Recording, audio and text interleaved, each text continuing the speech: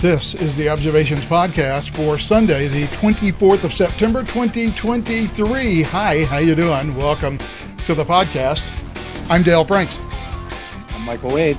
And Michael Wade sound a little low for some reason. Zoom does not give us consistent sound, and I don't know why. It's super irritating, but it is what it is. Oh my goodness, someone went to the barber this week. You are closely shorn, my friend. That is a military haircut right there. I was last week too. You know what? I didn't notice last week, but looking very good, looking very spiffy. Hairstyle, not something I have worried about for several years for obvious reasons. I am trying to sort of make my beard get a little wider to give me a little more bushiness here without going to the full. Get some like mutton chops. No, there is a guy, I don't know if you've ever seen him, the guy who does the cat training stuff. He used to have a TV show, and now he does a lot of stuff on YouTube. And he's got a bald head, then he's got sideburns that start like right here, go down to there. And then he's got like a beard that actually starts, he's got like a half-inch line between his sideburns and a new beard that goes like all the way back across his chin. And then that's like the weirdest thing, but I'm too Irish to pull any of that stuff off. Yeah, I'm a little less avant-garde than that. So I'll just go with the standard biker shaved head and goatee. There you go. All right, so let's start off with what I thought was a fascinating story. I'm going to go ahead and swap over here to screen share real quick. And this... we have here in the... I'm sorry, I didn't mean to start it yet. This is the Speaker of the Canadian Parliament yesterday, I believe, when Volodymyr Zelenskiyy addressed a joint session of the Canadian Parliament. And as part of the introductory festivities, this happened. And I'm not going to make a comment. Let's just watch it. It's only a minute long. We have here in the chamber today Ukrainian Canadian world veteran from the Second World War who fought the Ukrainian independence against the Russians and continues to support the troops today, even at his age of 98.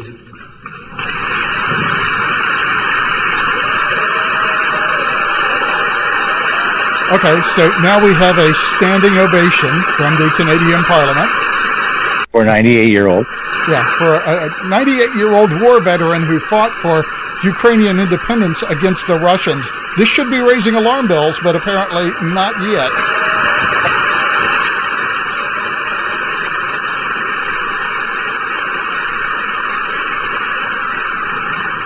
His name is Yaroslav Hunka. And I was going to say he's in the gallery, but I think you beat me to that. But I'm very proud to say that... Yeah, and he goes on to say that he is very proud that Mr. Hunka comes from his riding in Canada. So he's very happy. And far be it from me to denigrate the heroism of Mr. Hunka's World War II service, but one does have to note that his World War II service took place as a member of the 1st Galician Regiment of the 14th Waffen-SS Division in the German Armed Forces. So not just a German soldier. Oh, this is the thing about celebrating a Nazi. I didn't even watch that. Yes. So this is the deal. This is the fella who fought in the Waffen-SS in World War II. Technically, he fought against Russia, and so did Hitler. And he fought against Russia for Adolf Hitler. I cannot believe that nobody in the Speaker's office said, wait a second, the guy is 98 years old and he fought against Russia in World War II, and Russia was our ally, so if he was fighting against Russia, he was fighting for... Oh, no. Oh, that would be the Axis powers. Yeah. I mean, he was either fighting for...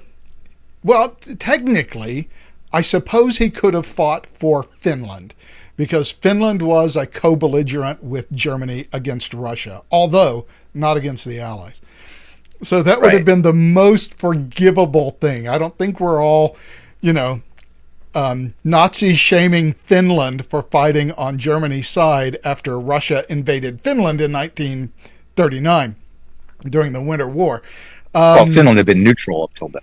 Yeah, but not a good look. This guy looks to be perhaps my age, maybe your age, a little younger than me, maybe.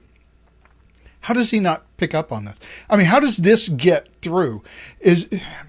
I can only assume that this speaks to a massive historical illiteracy that Western societies are going through. I mean, well, and a designed illiteracy. I mean, this isn't accidental. This is decidedly on purpose. I mean, much like the French Revolution, where they tried to toss out the past, introduce all new days of the week and names of the months and a different calendar and all that kind of stuff. Get rid of all the old holidays and bring in the new. That's been a must for the left for over 200 years. It's part and parcel of the Communist Manifesto. It's even mentioned in Das Kapital, as well as in Mussolini's writings. I mean, this was always the concept behind breaking through to the next level for the left, was to assign everything that happened before to the past as dirty, incomplete, useless, and even worse, nefarious, in order to create an entirely new world. Yeah, but see, here's the thing. Many of these Canadian MPs who are giving this fella a standing ovation to honor his service are the same MPs that during the truckers' protest last year were also saying that the honk honk the truckers were doing actually stood for Heil Hitler. Right. And yet when they get a real Nazi Waffen-SS soldier, he fought for Russian independence. Clap, train seal, clap. Ukrainian independence. Yeah, Ukrainian independence. That sort of trained seal response and just a lack of thinking. I mean, nobody. But they don't want them to think. They have no interest in having people think. I mean, it really is Orwellian. I mean, he called it. I mean, even though he fought for the Nazis, the fact is he was fighting against Russia, so he must be a good guy, right? Right. Russia was our ally in World War II. If it hadn't been for Lend-Lease, Russia would have collapsed. Thousands upon thousands of British and American sailors died in the northern convoys trying to get supplies to Russia. Most of the trucks and logistical supplies that the Russians used to get men and food and ammunition to the front were supplied on American 2.5-ton trucks that we sent over by the thousands upon thousands to them. They were our allies in World War II. And now he fought for Ukrainian independence. What a hero this fella is.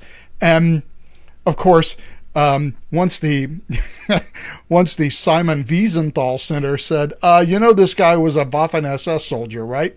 Now, of course, it's all apologies. Oh, I'm shocked to learn that we gave two, because this was a short video. I saw a longer video of it, and I wanted to find it, and I simply couldn't. So I only could find this 1-minute video. But they actually gave him 2 standing ovations. Because after the speaker said, he is from my riding of wherever the physical location of his riding is. And for those of you who don't know, in the Canadian Parliament, the district that you represent as an MP is your riding. Why it's called a riding, I don't know, but it is. So it's an old English thing, yeah. Yeah. So in any event, we get a full-scale Nazi, and now, of course, everybody's having to back up. And there's a lot of people saying, well, there you go, Canadians supporting Nazis. Never thought I would see that happen. And they invited this guy at 98 years old. Nobody even asked, if you're that old and you fought in World War II, that would have put you in 1942 to 45. Who were you fighting for independence? It's not like he was in some, uniquely Ukrainian group. So it really bothers me because it's an incomprehensible mistake. It's certainly not one that I would have made. I would have instantly jumped in the second they said, hey, we got this guy that fought against Russia in World War II. That may be a problem if he's a Ukrainian. That may be a serious problem. So I just don't understand how it happens other than everyone. And this is the Speaker of the Canadian House of Commons. So everyone up to senior political figures are so abysmally ignorant of even modern. I mean, there are not many, but there are still people alive who remember this as, in their lifetimes. I just don't understand how this happens other than historical illiteracy.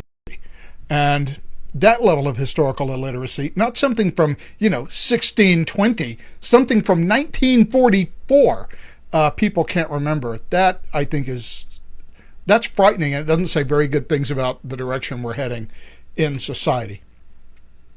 No, it doesn't. But again, this is by design. We're not supposed to learn anything good about Western society, about Western culture.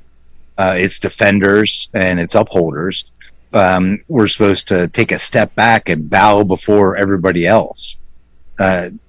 So we don't learn about the actual heroes, the actual defenders of Christianity, of Western culture, of America. We don't learn any of that stuff, or even Canada. And by the way, it wouldn't surprise me if that happened here at this point.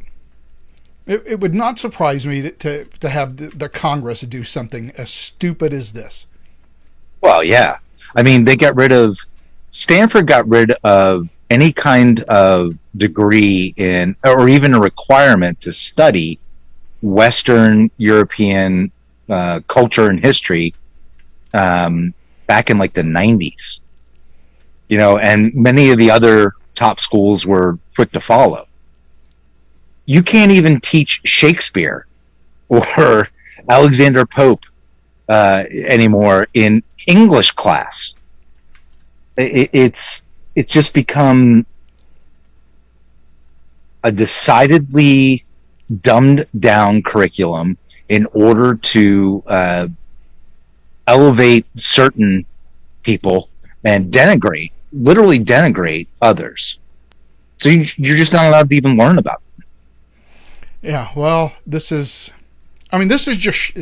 shocking, and you can't just come out with an apology and say, "Oh, hey, sorry, we made a little mistake there." Boo boo. That's not a boo boo. That is actually applauding someone who, in 1945, your grandfather would have been happy to shoot. Yeah, absolutely.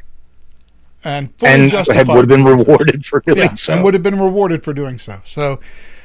That's just the weirdest thing. That is turning the tables. Speaking of which, turning the tables, Lin Wood, the big pro-MAGA Trump attorney, is going to be a state's witness in the Georgia prosecution of Donald Trump. I can't say I'm surprised at this. He's always been wishy-washy. I don't know if we remember, because we talked about this 5 or 6 months ago, maybe more, whenever they had the sanction hearings on the Kraken lawsuit, where Lin Wood walked into court and basically said, to the judge, Your Honor, I have no idea how I was listed on this as a complainant. I have no idea why. I am counsel of record. It's as much of a shock to me as it is to you, Your Honor. As God is my witness, I had no idea turkeys couldn't fly. Just because I was showing up on the stage with Sidney Powell and Rudy Giuliani, and we were talking about this lawsuit and talking about, I should not have been. Someone must have put my name on this without my knowledge. That's all I can figure out, Your Honor. That did not work. As in the judge's view, that was a less than compelling reason for his name appearing as one of the co-counsel. But now with this Georgia thing, he's turning state's evidence. I have no idea what he's going to say or what even he could say. What can he say? Well, the thing is that the entire Georgia case is based on the RICO statute. And what RICO,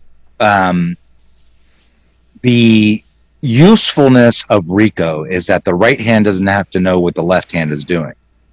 And neither need to know what the head is doing. As long as the head, you could show the head is connected to the right and the left hand, then you can get the head.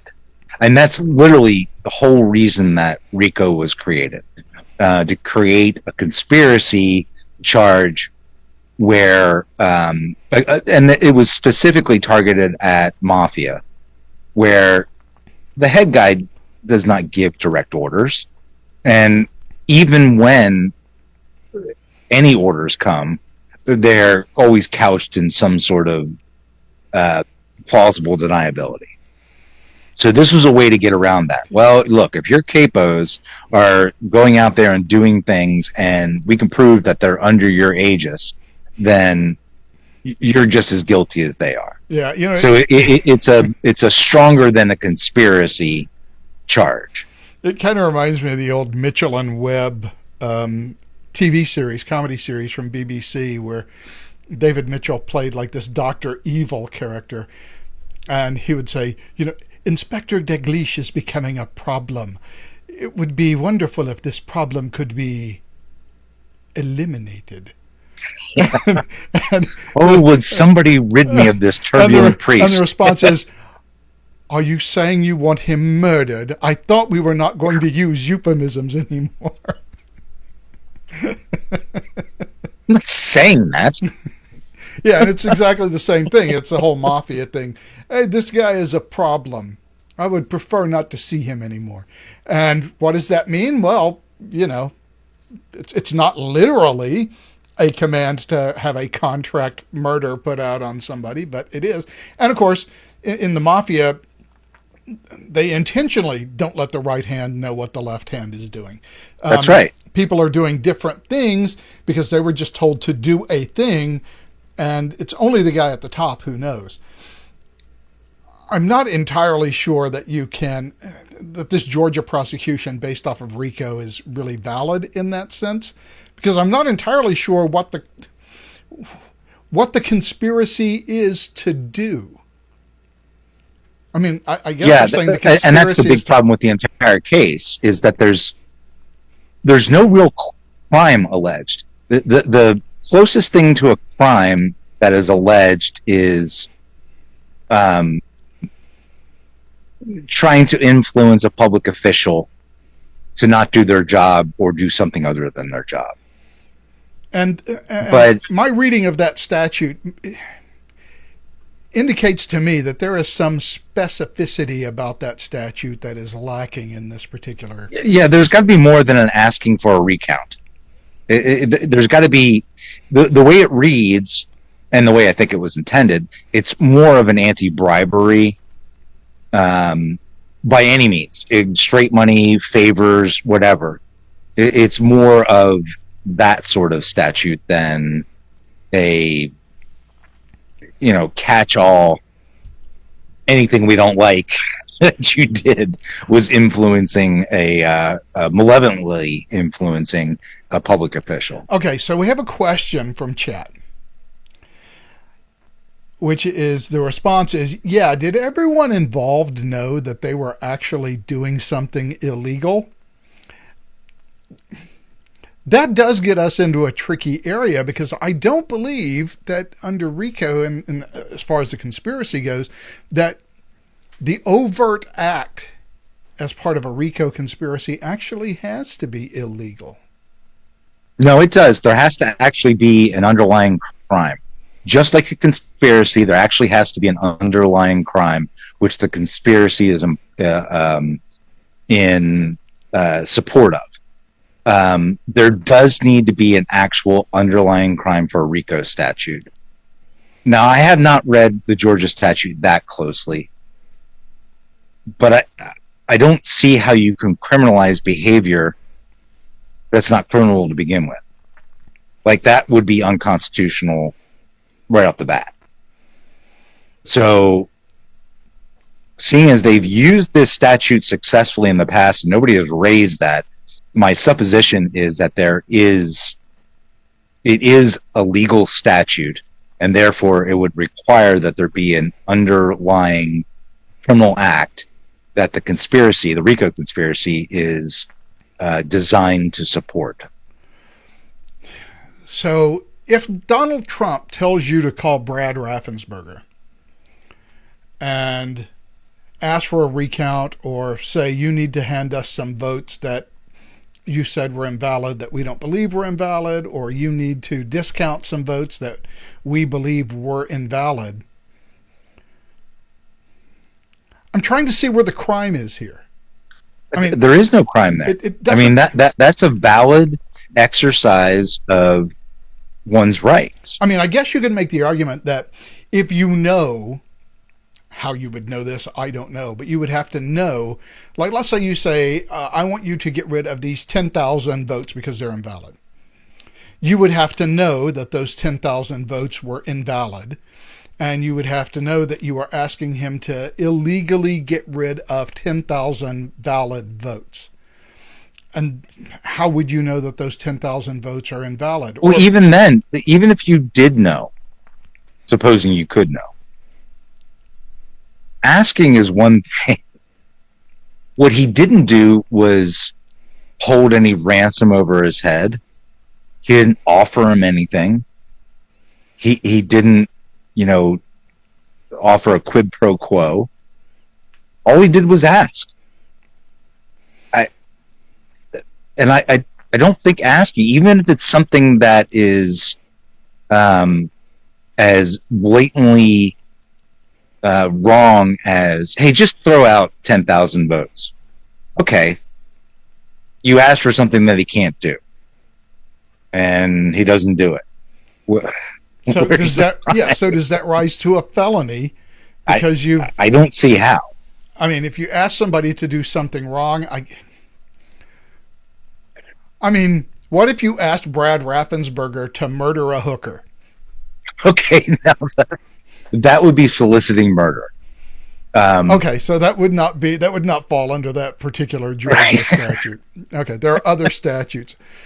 It really is a very tricky area, it seems to me, as to what it is. It's a serious stretch of the legal system to encompass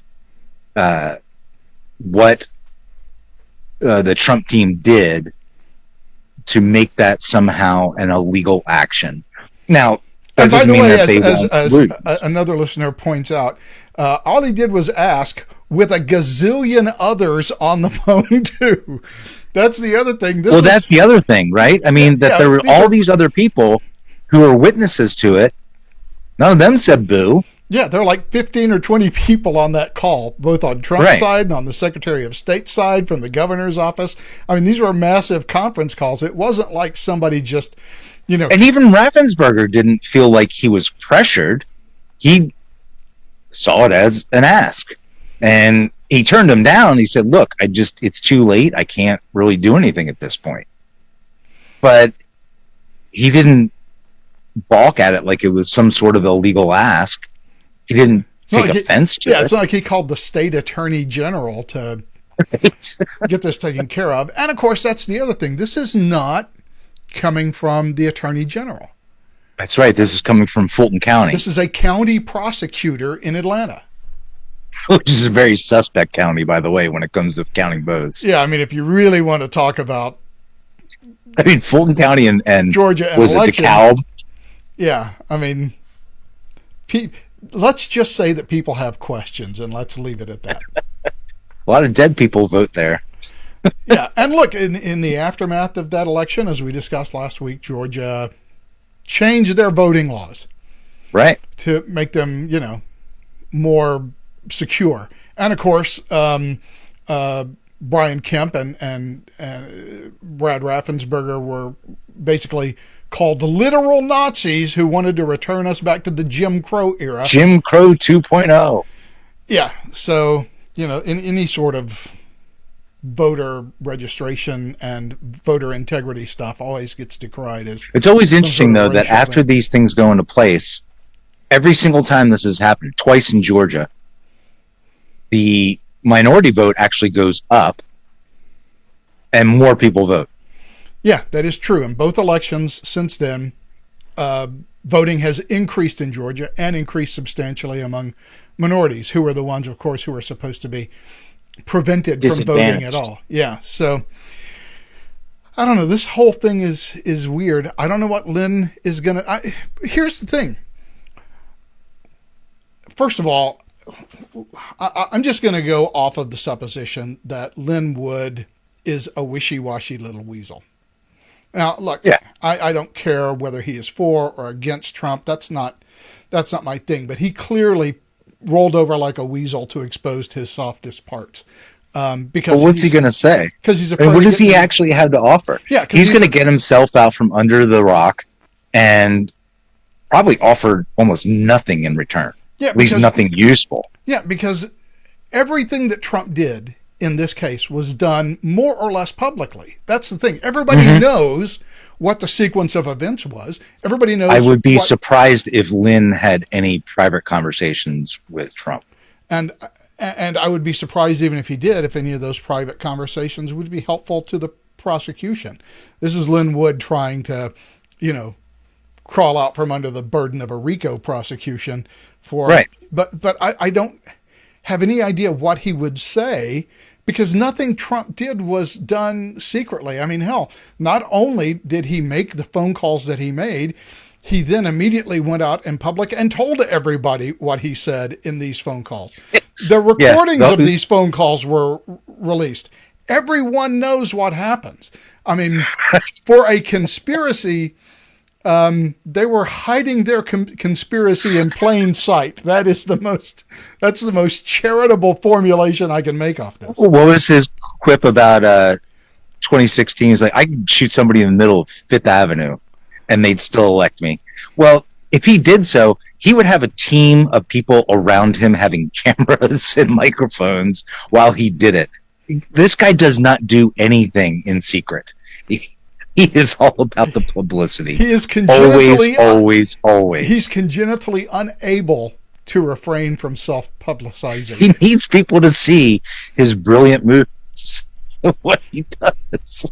It doesn't exist in a vacuum for him. It's got to be out there in public so they can see how wonderful if it's private, he actually is. Yeah, if it's private, you can't show people how cool you are. That's the one thing about the guy. None of this stuff. His narcissism actually helps him. So I just thought this was a fascinating story because I have no idea what Lin Wood can say that would hurt Donald Trump. I mean, what would he be able to say that we don't already know, or that Donald Trump hasn't publicly said himself, or Brian Kemp or Brad Raffensperger? I mean, they've all spoken publicly and voluminously on everything that happened in 2020. Yeah. So I don't know what the conspiracy is. It's a weird.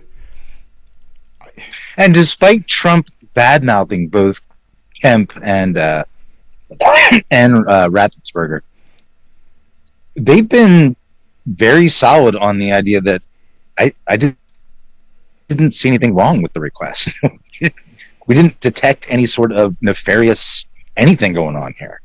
No, I mean, we weren't going to do it, but I mean, so we asked. Big deal. Yeah. So anyway, that is a weird one on a weird case, and I do have to wonder if this case, even if Trump was convicted, if it could possibly hold up on appeal. I doubt it. It just seems like a reach. And there's so many people saying, oh, this Georgia case, that's the one where Trump may be in jail before the 2024 election. Yeah, not so fast. Not off the Georgia case, I don't think. I mean, and the New York case, I don't know what's going on with that. And then the whole Jack Smith thing, he just keeps adding charges every time Hunter comes up for something else. Yeah, well, they did decide to prosecute Hunter on the gun charge. Yeah. So they finally filed charges that have nothing to do and cannot be connected at all to Daddy Biden. Oh, what a shock. They'll plea this out with a deferred sentence and some sort of probation. He's not going to jail. He may pay a fine. The only way that we're going to learn anything, the only way that we're going to learn anything about any of these Biden business dealings is if this impeachment inquiry, it's not even really an impeachment at this point. It's just an inquiry about no, it's just an inquiry. That's right. They're going to impeach him, whether that turns up anything. Outside of that, I don't think unless they bring Hunter in and Eric Schwerin. I think they'd have to bring in Gravely, Joe's brother. Gravely, isn't that's one? Yeah, Joe's brother, Bobolinsky. They've got to bring all these people in to testify. I don't think they can compel the president to testify, but they can certainly get all the people, all the surrounding people. You can get them there. You can't make them say anything. I'm not even sure they can get him there. I mean, the DOJ has their memo that he's not prosecutable. Okay, before the I don't know. For the impeachment, I don't know for sure. The House could subpoena all of them for an impeachment inquiry, and if I was any one, I just don't know what they could do if he doesn't show up. I think what you do is you show up. They ask you to make your opening statement. Your opening statement is, on the advice of my attorney, I refuse to answer questions based on my Fifth Amendment right against self-incrimination. And then you just sit there, stone cold silence, and you stonewall it. I mean, they can. I mean, technically, the House can subpoena you. I mean, technically, they could send a sergeant of arms out to grab you and drag you in front of the committee. They can't. Yeah, good luck with that. Yeah, I mean, technically, whether they could actually do it is a more complex question. And even if you hold him in contempt, I mean, you're relying then on the D.C. courts to enforce that. They're not going to do it. We saw this with Eric Holder. He was held in contempt of Congress. Nobody enforced it. Yeah, nobody did. And he should be in jail. That guy should be in jail right now. Yeah, well, there's a lot of things he did that should have put him in jail that didn't, unfortunately. Obama's wingman. Yeah. What did he say? His job was to...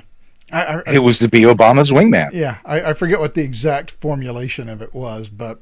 Yeah. This was before there was all this apparent independence of the DOJ from, the executive branch. Oh, really? So prior to 2016, it was all cool that he was the wingman. but now, no, the completely independent, and then in 2020, well, Merrick Garland, he's going to look out for his boss. Okay. So much for the independence thing. Yeah, a lot of fireworks in Congress this week in hearings with Merrick Garland. What a liar. What an absolute disgraceful liar that guy is. I was assured when he was nominated to the Supreme Court by President Obama that he was a figure of unapproachable rectitude. And that does not appear to be the truth. I mean, he's a wreck to something. Yeah, he's wrecking something. Okay, so let's pretend that I have some brilliant segue to take us over to the next topic that I wanted to talk about, which is this poll that was produced by Real Clear Politics about free speech. And I wanted to look at it because the results that they're getting from their poll don't make a lot of sense to me. And to the extent that they do make sense, I find them terrifying. Well, the oversampled Democrats and undersampled independents. I just noticed that right off the bat. Yeah, I was about to start off. First of all, 37.7% Democrats. Yeah. I wouldn't say that is a huge oversampling, but it is probably about an 8% oversampling. Yeah.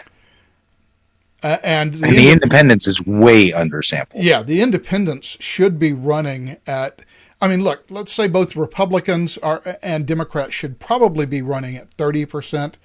And independents 30 to 33, yeah. Yeah, and independents should be running at about 40.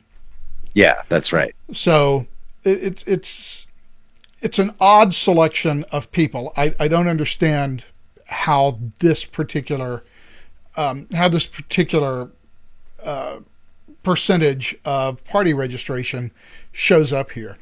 So we'll keep that in mind. And of course, it may have some very large-scale effects on what the polling actually shows here, because we're 15% under where we should be on independent voters. It'd be interesting to have a better party registration spread that would seem to match what party registration actually is. Okay, first couple ones are kind of throwaways. Don't care much about them. 65% of people believe that a lot of what you find on social media platforms cannot be believed. You think? Good for you. Yeah. Good well for done. You. I'm rather more concerned with the 35% nearly who says you're more likely to find accurate information on social media platforms than in online newspapers. Well, that's a complex. You are certainly liable to find out more about stuff that isn't covered in the news media.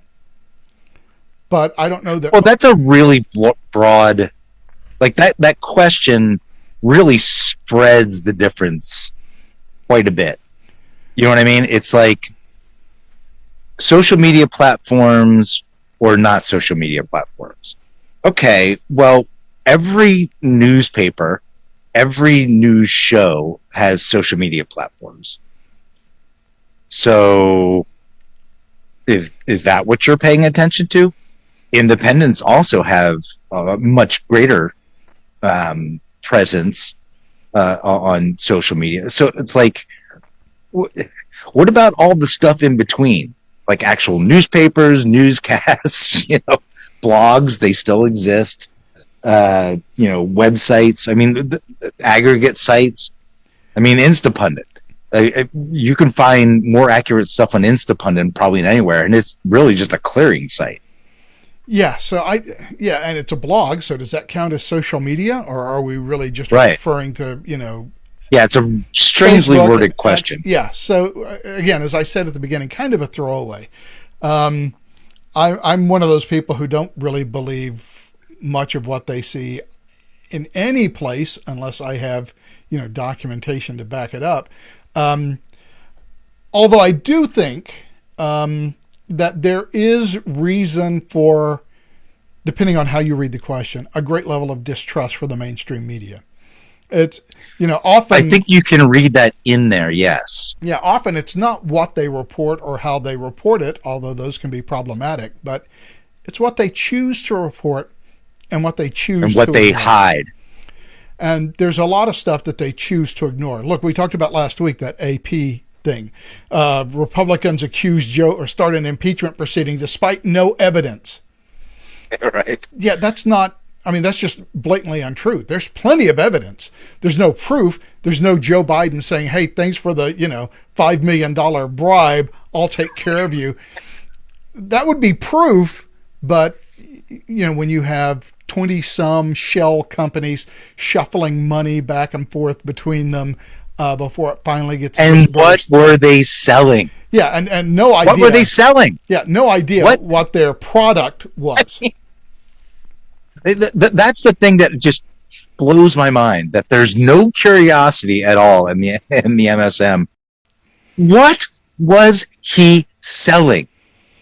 The illusion of access. Look, it's like what's his as name? Goldman called It's like what's his name that was on being interviewed last week or week before last, and they asked him, okay, so what do you think it meant when Hunter Biden said Pop is taking half of my salary? Yeah. I have no idea what that means. I don't know. Oh, who was it? That was. You're a journalist. Why don't you ask the question at least? It seems like if you don't know, then it seems an awful lot like willful ignorance at this point, especially 6 months after we've seen the. Oh, he came up with lots of excuses not to delve further.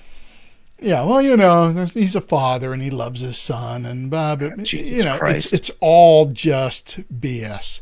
But an interesting question, and I think, you know, I think probably the number, if you just asked a question without tossing in, this language bothers me a lot.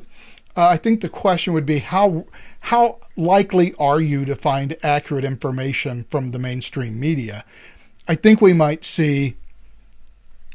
That would match up pretty closely with that exact question when it's asked. Yeah, I think you would see something similar to this, probably 35%. Well, actually, though, when you ask questions specifically, I think it'd be lower. Specifically about, you know, how do you trust the mainstream media?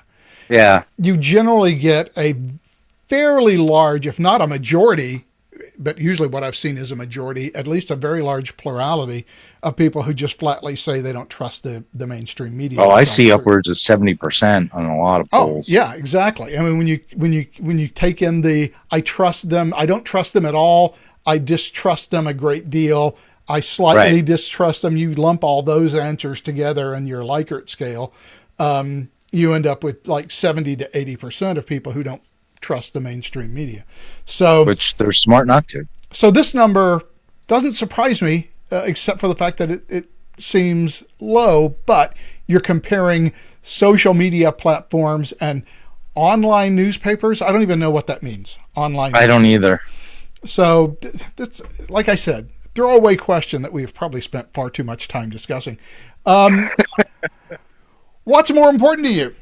That the government be able to censor news stories that feels threaten national security, or that people be able to report stories they feel are in the national interest?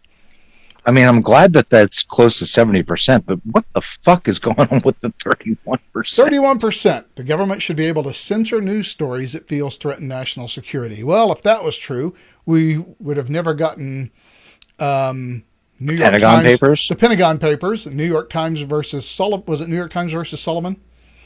That was one of them. On the Pentagon Papers case. Yeah, we never would have got that. The government would have just swooped in, and no one would have known how incompetent the federal government was at running the war in Vietnam. So, you know, what is more in the national interest? Keeping that stuff secret, or letting the American public know that the war in Vietnam was not winnable the way that our policy was fighting it? I'm encouraged that there's a clear majority, you know, more than 2/3 are in favor of getting the truth out. Yeah, well, but man, that 31%. Okay, well, almost so 32%. far, it's not too bad. But let us continue. What's more important to you? The government be able to censor users' content on social media platforms that it feels threaten national security, or that social media users be able to post content they feel are in the national interest? Uh-oh. Now it's getting a little bit worse. 40.8. That's just ridiculous. 41%. Well, the government should be able to censor people on social media if they feel it threatens national security. I have thoughts, but I'd rather get through the numbers, and then we'll be able to elucidate on our thoughts. So that starts to get troubling right there. But wait, it gets worse. In presenting material that some view as hateful or inaccurate, do you think people who post on social media platforms like Facebook and X, Twitter, are within their constitutional rights of free speech, or do you think people on social media platforms have? Okay, not sure where we're going with that. But 64% say they were within their rights. We're at 35% that say that they do not have the right to view to post hateful or inaccurate information. Wait a minute, hold on. But it's asking whether or not Facebook and Twitter are within their constitutional rights. No, do you think people who post on social media platforms are within their constitutional rights of free speech? Or do you think people on social media So the people who are posting, if they post hateful or inaccurate information, are they properly exercising their First Amendment rights? 36% say no. That your right to free speech doesn't cover that.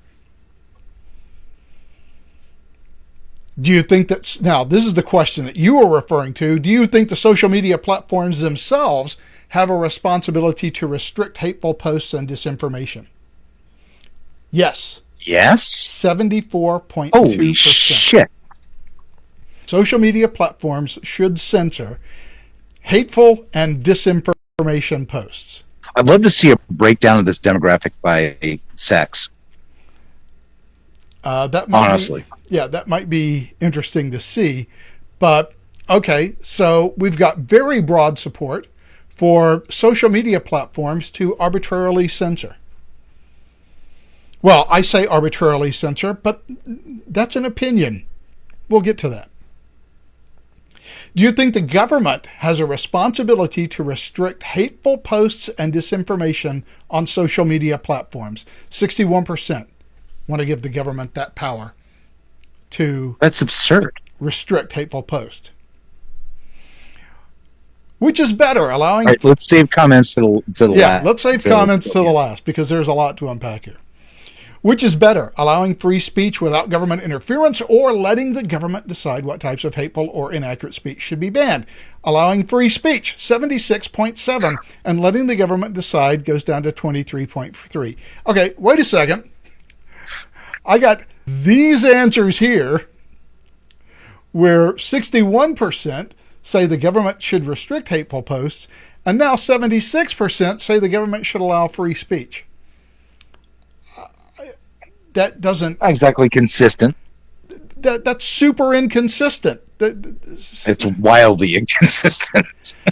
Okay, how often do you use social media platforms? Okay, there's a distribution of social media usage. I don't think we care much about that. Agree or disagree? I disapprove of what you say, but I will defend to the death your right to say it. 38.9% strongly agree. Another 44.3% somewhat agree. Now we're down to 13.6% and 3.2% disagreeing to some extent. So that's 16.8%. So okay. That's again very confusing. Yeah, very confusing. Conservatives are fairly uncensored on social media platforms. A majority say that they are, taking us up to basically 60%. 55%. Yeah, 56 or 55.9%. So 56% say that they are. Liberals are unfairly censored on social media platforms. The agreement there, much lower, 37% say liberals are unfairly censored. At least they have a gist of what's actually going on. Yeah, so, okay, that's interesting. It does appear that there is broad agreement that conservatives are unfairly censored. And there is disagreement at, 32 plus 29, so... we're at 61% do not believe that liberals are unfairly censored. So, okay, these two are consistent, so that's good. Do you think free speech should be legal under any circumstances or legal only under certain circumstances? 37.1. Legal only under certain circumstances. This is just completely confused thinking. Yeah, it is. I don't know whether it's because the nature of the question inclines people to give different answers to different questions, but it's not consistent. One area of constitutional controversy is freedom of speech. Overall, is the First Amendment protection for freedom of speech a good thing or a bad thing? 90.8% say it's a good thing. I mean, who are the 9.2? Get rid of them now. Get rid of free speech. It's horrible. But of these 90.8%, how many of them fell into the 40% that thinks the government should censor social media? Right. Because at least just categorically, some of them had to. So, okay, we get 90.8% here. Then we re-ask the question. Congress shall make no law abridging the freedom of speech or the press. Strongly agree, somewhat disagree, blah, blah, blah. Well, our strongly disagrees have dropped from 90%. But it's easier to look at the disagrees.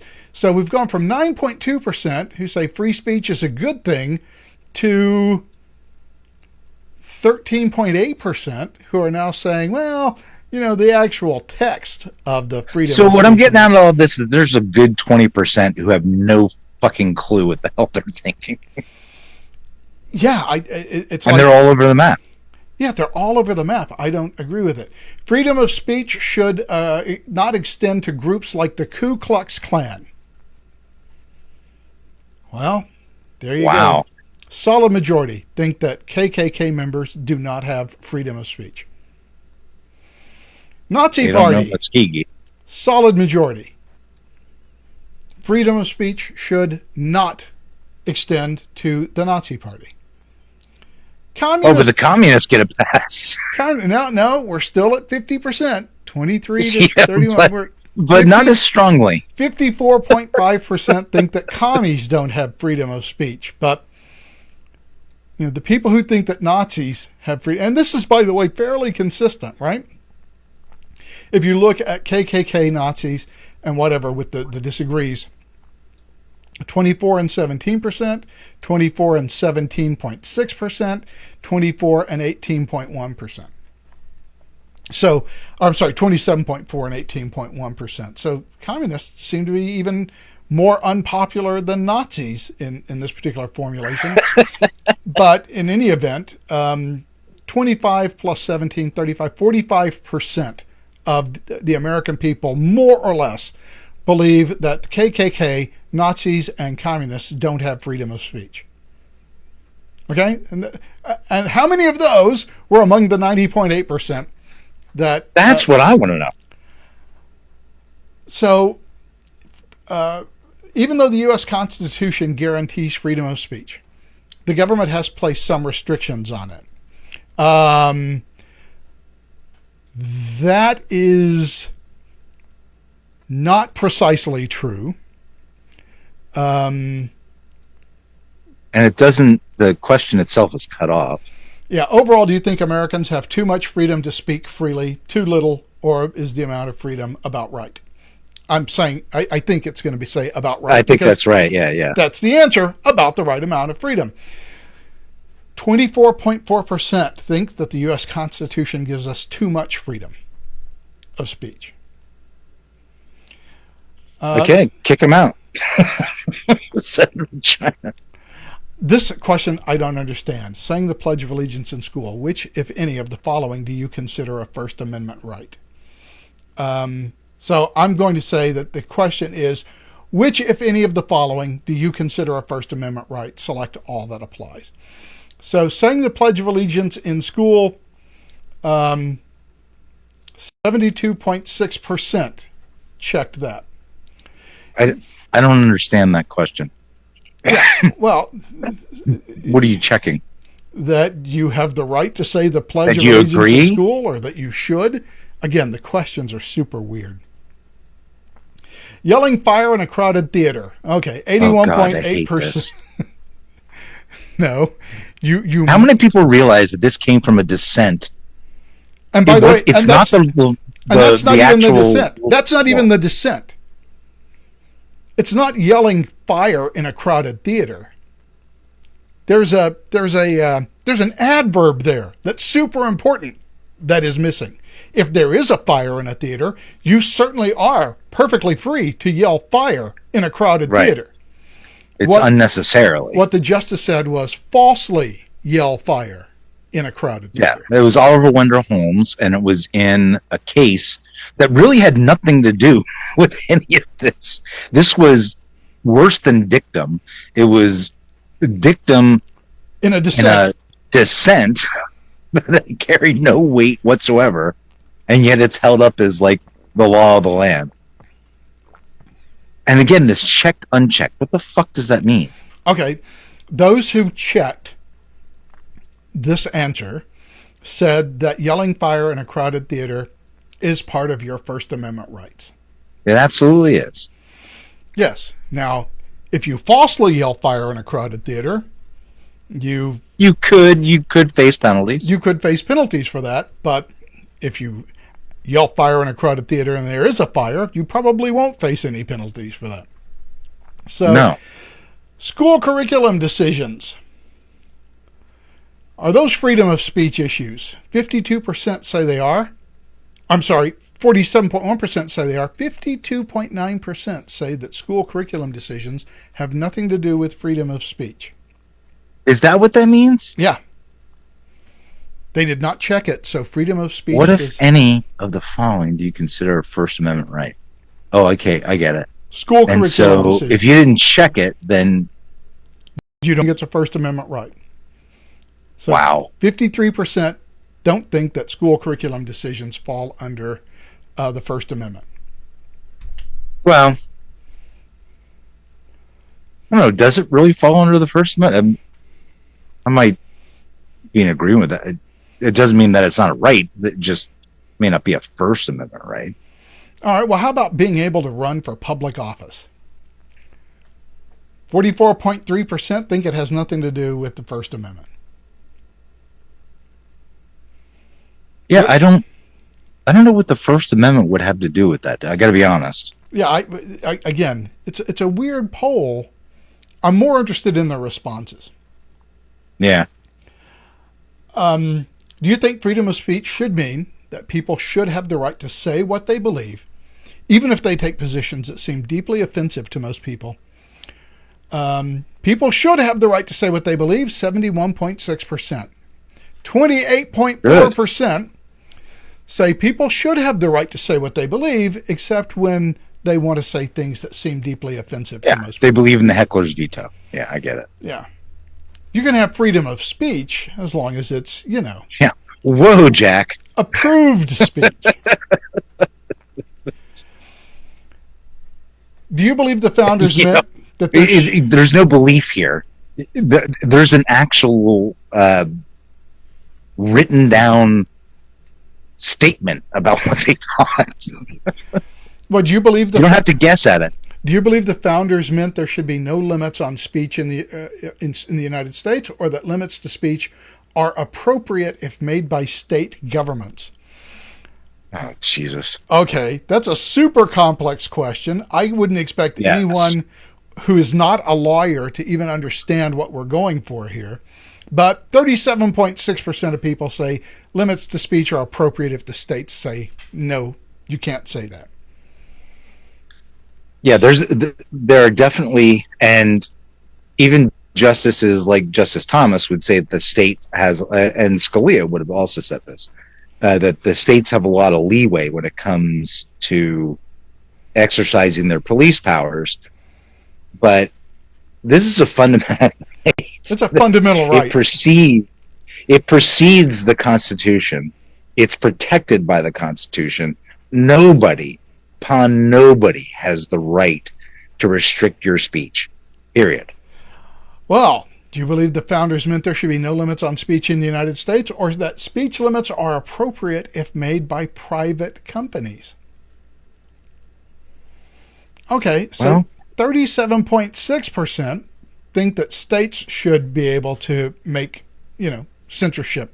But then it jumps. Wow, that's weird. But only 30.7% believes that private companies should be able to make. They seem like some very confused people. Who did you vote for in the 2020 election? I think this is about right. I think this actually fairly. I think it fairly. How do you get 44% and 81 million? Yeah, well, it depends on the number of people who voted. Okay, so here we go. Ethnicity. So here we go. 64% Caucasian, 14% Black, 12% Hispanic, 7% Asian. That's an undersampling of Hispanics. That's an undersampling and an oversampling of Blacks. Slightly, because Blacks make up about 13% of the population. 14.3 is a little higher. I mean, it's reasonable. 12.7 is way too low for Hispanic or Latino. Yeah, because the way the federal government, used to be that, and I happen to know this because I was looking up some CDC Wonder data earlier this week, and the way that the government now, they don't consider Hispanic or Latino a race. I don't know what they Become consider. too inconvenient.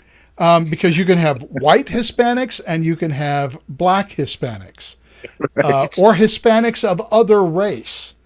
Mestizo. Yeah. So Hispanic has become more of a cultural signifier than a racial signifier. They're all cultural signifiers. Come on.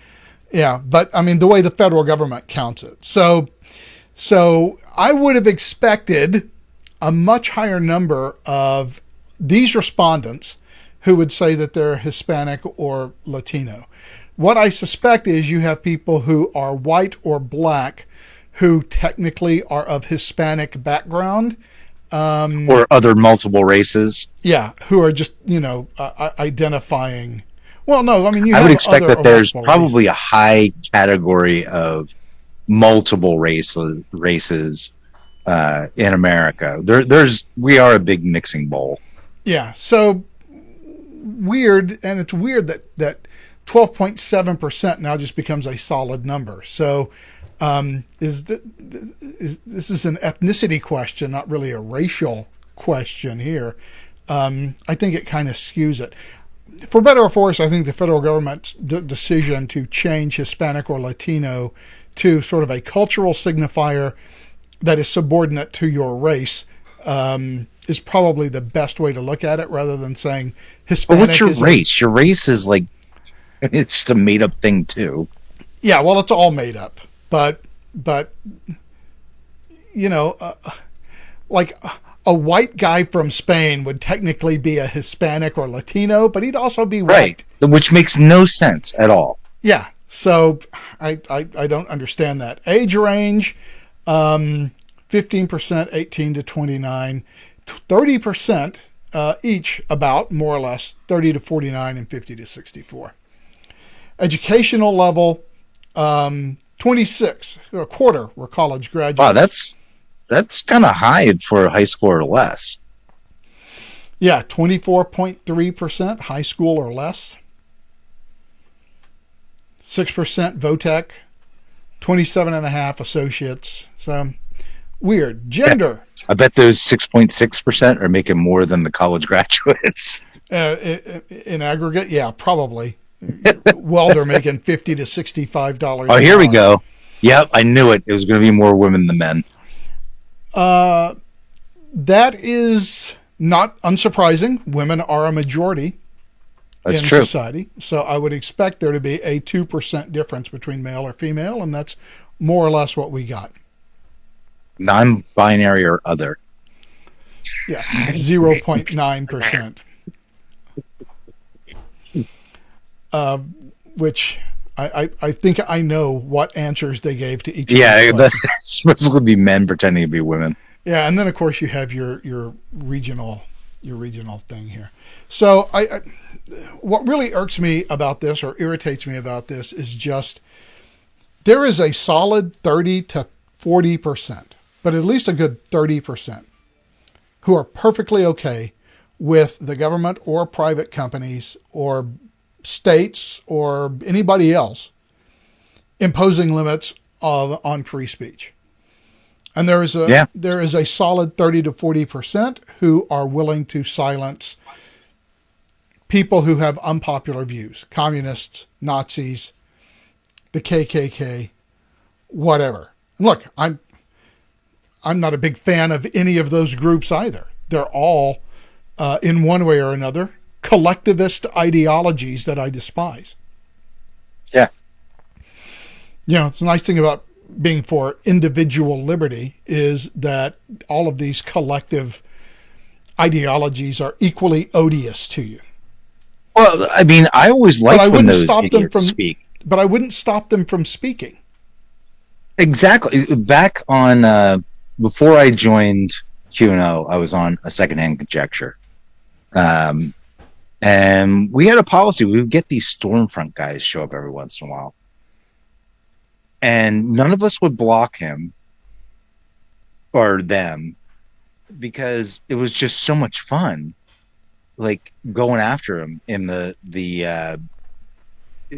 comments, because it was just like, you can't defend your position on any logical grounds. So let's just make fun of you. It was kind of like killer whales playing with a seal.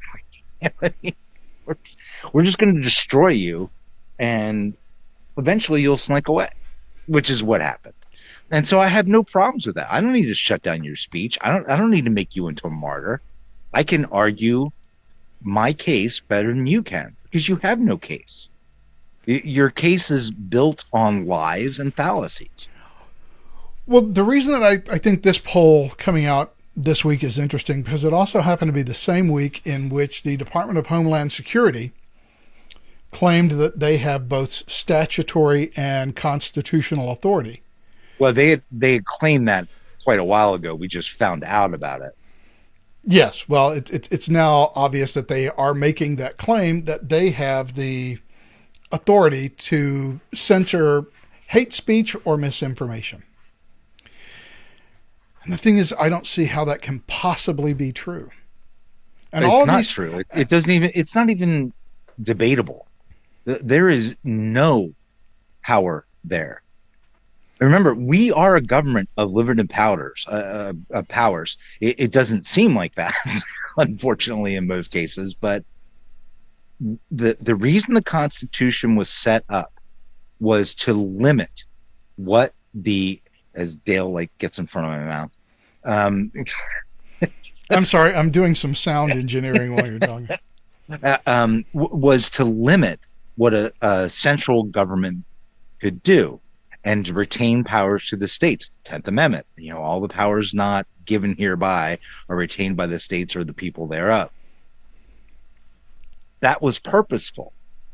That was literally one of the main ways that the federal government, the Federalists, got the states to sign on to adopting the Constitution of the United States. They were going to give up some powers, but they were going to be limited powers. We have gone so far beyond what those limited powers are now that it's getting difficult to rein it back in. We have this weaponization of government committee going on. How many times have we seen this in Congress, and how far does it actually ever go? Again, because you have factions that won't uphold each other's laws. So I'm increasingly of the opinion that we're irrevocably split into two factions, at least two, who cannot find a middle ground, who cannot find any form of common area to actually run a country as big as 330 million people. The thing that really bothers me about this, what appears to be a solid 30% who want to have some government intervention on what they're calling hate speech or misinformation. And it's the misinformation one that I think is even worse, which is that implicitly, if you say the government should censor misinformation, that is an implicit argument for papal infallibility on the part of the government. The government, yeah, essentially, that's right. The government knows what misinformation is. It incorporates an assumption, an unstated assumption, but one that is inescapable.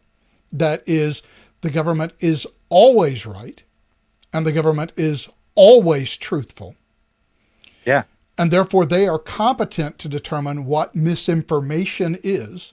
They can always be trusted to find only real misinformation and counter it with government information that we will assume is always authoritative and truthful. Basically, it says the government cannot make a mistake here. The government knows what is misinformation and what is not, and the government can be trusted to ensure that only true misinformation is squelched in the public forum. There is no historical basis for such a belief. There's no basis for believing that the government is infallible. There's no basis for believing that the government can be trusted with such a police power over speech.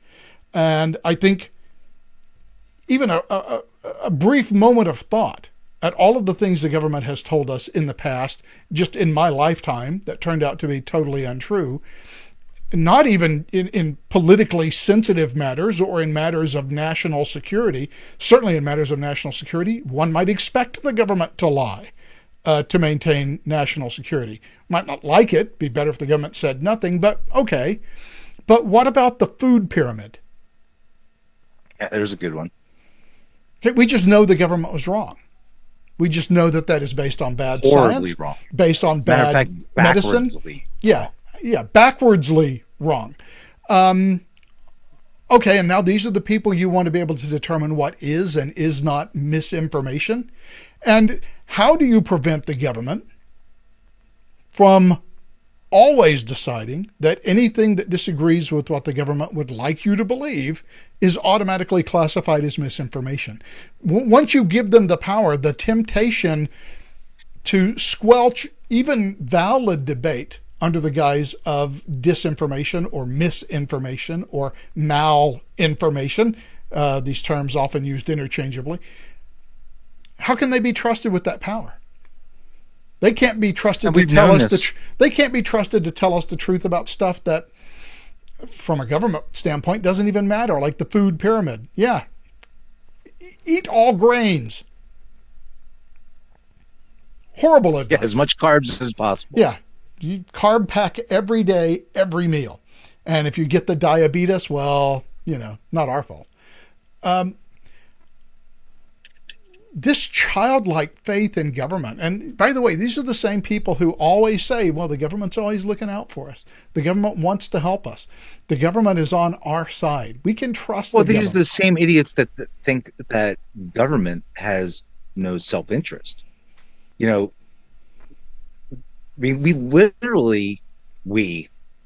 people have been literally talking about it since the turn of last century. Wilbur von Mises talked about this a bunch in several of his books. Friedrich Hayek was, undeniably direct about the idea that somehow these government officials have no interest other than the greater good. He called out very specific examples of where they're working their own interests. Buchanan won the Nobel Prize for Economics with public choice theory, which is based on the idea that you cannot wring personal interest out of public officials. It's impossible. Everybody has their own interests, and that's just human nature. We're dealing with individuals as individuals, no matter what part they play in any part of the system. Well, we've talked about this before. One of the most irritating things about living in San Diego County specifically, I don't live in San Diego, but living in San Diego County, is seeing the... You are in San Diego County? I am barely in San Diego County, but I am in San Diego County. The county motto that you see on the sides of all county vehicles and whatnot, anywhere you see the county seal, the noblest motive is the public good. Right. Bunch of bullshit. And I'm sure we'd all like to believe that, but the evidence against that proposition is overwhelming in my view. And well, what was it that Crichton, right? Michael Crichton, he called the Gell-Mann effect. Is that it? Where like you read this thing in the paper that you know a lot about, or you're even part of the story. And you're like, well, this is all completely wrong. And then you flip over the page and you go to the next thing. Oh, well, this is interesting. Yeah. Every. Why would you believe if you just saw how corrupt they were in the last page? Why would you believe anything else? Yeah. Every time people we have that amnesia. Yeah. Every time people are involved with the government in something that is important to them, like the DMV. Okay. Oh, Jesus. Right. That's the classic freaking example of that. Every time you deal with the DMV, it is enraging. And you go to the DMV and you spend, 3 hours there trying to get a driver's license renewed or whatever, get a vehicle registered. It's just a nightmare. And nobody seems to really care who works there. Certainly nobody's in a hurry to help you. And we come out of that and they're kind of annoyed when they actually have to do something for you. Yeah, and most people walk out of that experience raging at how incompetent the DMV is and how irritating it is to work with them. And that's the DMV. They're not doing anything important. I mean, in the greater scheme of things, the DMV's impact on our society is fairly low. But it's not like the counter DMV, the IRS. Yeah, it's not like the US Department Yeah, of exactly. Treasury. It's not like the DMV hires particularly incompetent workers so that the lower third of your high school graduating class has a job that they go to every day. Although they do make it seem that way. Yeah, these people go through the same hiring process that everyone else in the government goes through. These are all the people that work at the DMV that you find so irritating are the same people who are working in the State Department and in the Department of Defense and at the IRS and at Department of Homeland Security. These are the people who are getting hired. And even though the Gell-Mann hypothesis applies to news media, it really does apply to many other areas of life. Not the Gell-Mann hypothesis, that's physics. No, it's I'm pretty sure that's right. It's Gell-Mann. Well, in any event, whatever the name is, it applies in a whole bunch of other areas as well.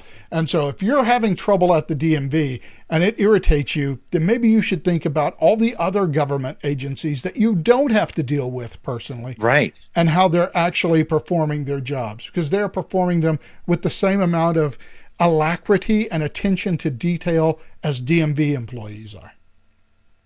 Yeah, I mean, the entire civil service is filled with these people who know they can't get fired, who have elaborate benefits. All they got to do is show up and leave. The only difference is that we have to deal with the DMV on a day-to-day basis. When we need our license renewed, when we need to register that's what makes car, it. Yeah, that's what makes it more real. Right? Yeah, so we see that. I think one of the I don't know if you ever saw the movie. There's a animated movie called Zootopia, where they go I sort of remember that. Where they go to the DMV, and all of the workers in the DMV are sloths, and they really say 100% go into the joke, where you ask the sloth something, and the sloth goes, "Well, we might be." Just watching it, I can't even do it because I'm so irritated at how slow it is. That was one of the big jokes in Douglas Adams' Hitchhiker's Guide to the Galaxy, the Vogons, who were basically in charge of administration across the entire universe. By the way, I am told that the New Hampshire DMV offices are actually pretty good if you come prepared. Well, that's nice to know. Yeah, that's because a bunch of libertarians moved up there. Yeah, it's also New Hampshire. I mean, the total number of people who are there is probably not all that. Well, one of the cool things about the Vogons was that they were just bound by absolute rigid adherence to bureaucratic regulation. Exactly. It was just like, oh, well, that's lunchtime then, isn't it? Well, hour off, I'm gone, and I'll see you when I get back. Yeah, well, that's basically welcome to government. And right. These are the people that you want to make decisions about whether or not you're going to be allowed to speak, and whether what you have to say is misinformation or disinformation right. or hate Absolutely. speech. How can you possibly trust them? Well, remember that the people aren't making those decisions for themselves. They're not deciding that they want these people to control their own speech. They want to control other people's speech.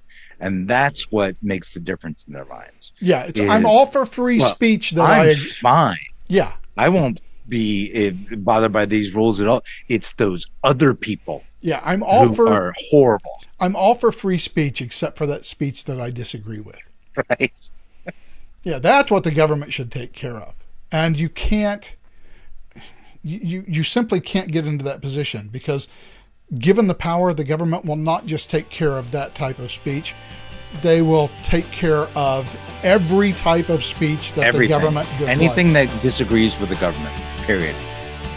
Well, Michael, we're out of time for today. As always, it's a pleasure to talk to you. We will look forward to speaking with you again next week.